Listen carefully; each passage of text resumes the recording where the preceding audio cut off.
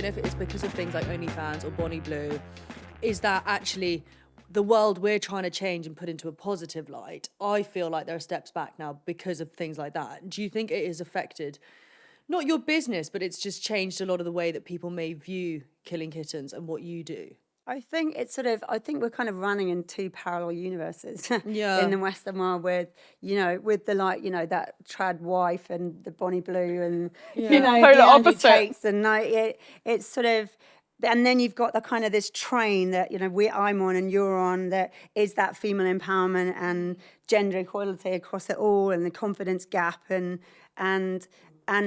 actually being equal and letting everyone be human and in their own little niches and doing whatever they want and without judgment, and it's our choices, and so that we run on that, and then you have got the kind of Bonnie Blue chain which runs with the kind of the online porn and what it's doing to teenage boys and, oh my God, and men in general and knocking women's confidence. I think also the other thing as well, which I've picked up on, or we get messages a lot, is from women saying that they don't feel sexually confident because of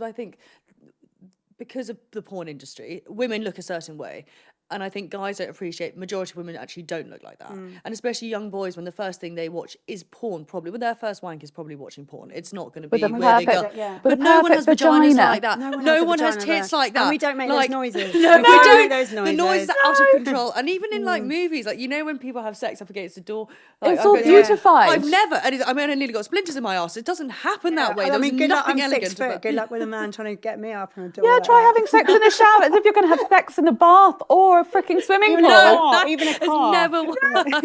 Honestly, they've got to stop making it unrealistic. And also, all these women orgasm with that in about 20 seconds, and most women don't orgasm from penetrative sex. Exactly. Because that's another massive misconception. I think that's where there's not a lack of education, but I don't think younger girls, I feel for late teens who are sort of first getting into their like sexual experiences and stuff, what they are going off is something that's like a complete false reality of how it really sex ed is. So backwards. Sex ed is, we speak about this all the time, because I mean, my sex ed was putting a condom on a banana in a box. They still do that. But I can't believe that. They still do it. And I didn't get any. Oh, you did in your later years. Learn for myself as I went along. But even that in itself, I remember like having a conversation talking about sort of female masturbation. That was so different. Boys could easily talk about, oh, they had a wank here and there. For girls suddenly said, yeah, well, I had a wank. There's something so different about it. And they learn about wet dreams. It's like about my 11-year-old last year, he learned about wet dreams in year 5 when he was like 9, 10. That was part of, and you just go that, they're teaching that that's totally normal and allowed and whatever, but if a girl even as teen, even when you get to teenage sex ed, they're still not really getting into female pleasure, and it's what they're exposed to. That's my fear of how easy. I know they've changed the porn age and how you get access to. I got done for that because they went fucking wild. I did an ad for Ofcom, and it was basically saying that kids under the age of 18 had to show their ID so that they could get into it, which I think is completely fair enough. Yeah. I got trolled so badly by these middle-aged men saying, you fucking ruined my... And I was like, hang on, you're a middle-aged man, obviously put your ID up, you'll be fine. It was weird, actually.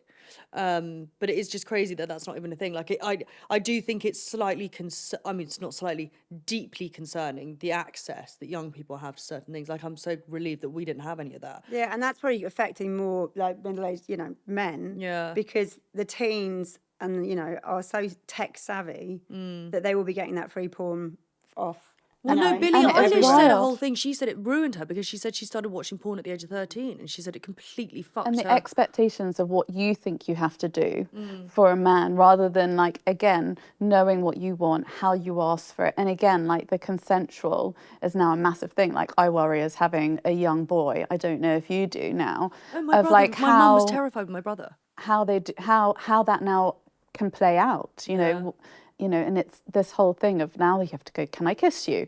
Can I touch you? And if a girl's drunk. And girls are bitches, and like teenage girls are the worst, so, and they know every trick. And I've heard so many awful stories about, just to be troublemakers, and they lie. They've lied about male teachers, they've lied about boys, it's and really it's just bad. sort of, and then it's on social media, and it just, it's awful. It's scary. Moving on to a slightly lighter note, / advice note, what would you say your biggest confidence booster for anyone who's struggling at the moment, feeling confidence in themselves, not necessarily just in the bedroom, but generally, what would your advice be to someone like that? I don't know. I mean, I always say, you know, for any woman, it's you have to be selfish and be unapologetically selfish, and selfish is another, a bit like sex, is another word that we've grown up to not be.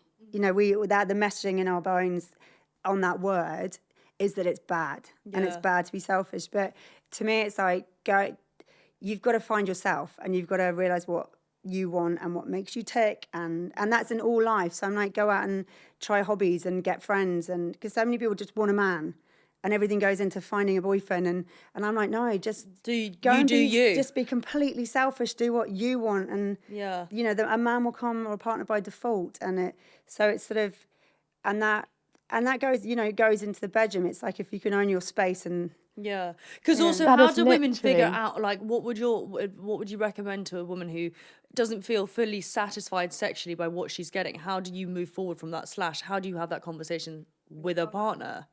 It's sort of, but again, it comes down to communication, because I hear, you know, so many girlfriends go, oh, I'm not, you know, it's awful in bed, and I'm like, well, have you actually spoken? It's sort of, that's the other Learning thing, to ask for it. to ask or suggest things, and you can do it nice, and you can bring, you know, like bringing toys in to the mix. But Even like guys, cards, you What? know, like those Oh, cards those where you can have like a play card and it suggests different things to do. You know, because I think the other thing as well that I have sort of noticed with different things that I've seen is that guys get very the ego. they think that by using something like a sex toy, it's replacing The them amount when of it's guys, stories I hear about that, they feel threatened by a dildo, and you're like, but hang on, that thing doesn't have a heartbeat. No, Like, and it's you're got a doing it pulse, but together. it's not, you know. yeah, It's not growing. It And is what it also, is. it's not instead of. No, and I think I would love guys to understand it more, that actually, like, say, okay, so I don't orgasm from penetrative sex. I don't. Clitoral stimulation, sure. Yeah, I don't So either. the combination, that works. Adding something extra, Extra, isn't not it? Not any- yeah. replacing. And also, if they feel threatened, then they obviously haven't really found the clitoris, because most sex toys are used actually for the For the female pleasure clitoris, bit, yeah. which is Yeah. that. Hence why our Yeah. vibrator is purely for the clitoris stimulation. So Yeah. although it is big and it could look threatening, It is Is it one of large. those suction ones? Have you seen No. those suction No. ones? Oh my god! no, see, That, that like, doesn't literally as work if for someone's me. like, Yeah. But I'm this one's like tried a one of them. big, It's like a second. I'm like, no, that's just too quick. this is like the big ball. So it's like hitting all the nerve endings on the clitoris. And, you know, you can use that together. Yeah. And it's quite fun. So, you know, they've got to get over the fact that they're going to be replaced. They're not. It's adding something extra for And if you're everyone's joy. if you're single, you know, when people break up, or they're miserable, or they're working out what to do, or that lack of confidence, I always say, get a sex toy. You know, you should. If you masturbate every day. Well, the then health actually, benefits of it. No, the health it benefits. It affects, helps with yeah. anxiety or sleep. There's a range of actual healthy things that go with And it does give you more confidence, because the endorphins that get released, and you go out into the world wanting to own the world, and you know, in a better headspace and not masturbating. Think about the time you spend doom scrolling. You just give yourself a just little... masturbate. just have a one. Yeah, just have a wank. It does actually help me sleep sometimes. That's the best way to go to sleep, isn't it? Oh yeah, honestly, if I've been awake and I can't sleep, I'll just do that. Yeah.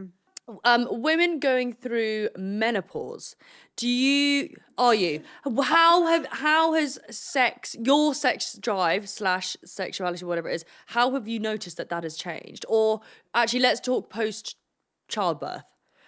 Post childbirth, did you notice a massive difference in your sex drives and also what you sort of wanted and needed?